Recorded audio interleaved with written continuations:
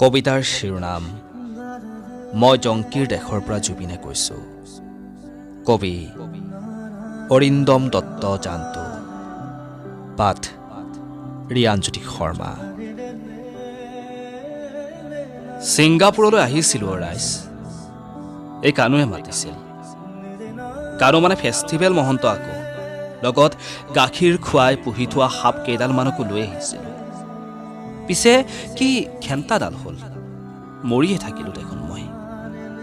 লৈ গৈছিল ইহঁতে মোক সাঁতুৰিবলৈ, নজনা নুশুনা এটি দ্বীপলৈ। জোৰ জবৰদস্তি কৰিছিল মোক সাঁতুৰিবলৈ। ময়ো সাঁতুৰিলো, কিন্তু উঠিয়ে আহিব নোৱাৰিলো দেখোন। ভাগৰি পৰিলো মই, কিন্তু সিহঁতে মোক বুজি নাপালে। সাঁতুৰি সাঁতুৰি ভাগৰি অৱশেষত মৰি থাকিলো মই।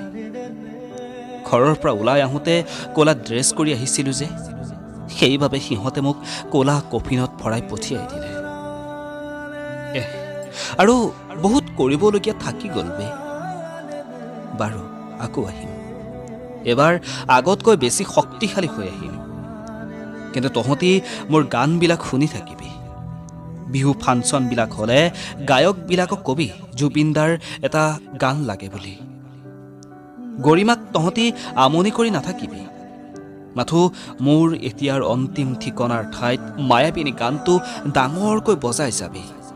আৰু নতুন প্ৰজন্মক কবি জুবিন কি আৰু কিহৰ বাবে বিখ্যাত আছিল।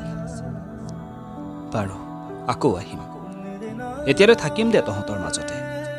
নাহৰ এজোপা ৰুলে তাতে মোক বিচাৰি পাবি। যাওঁ এতিয়া জংকীৰ দেশলৈ।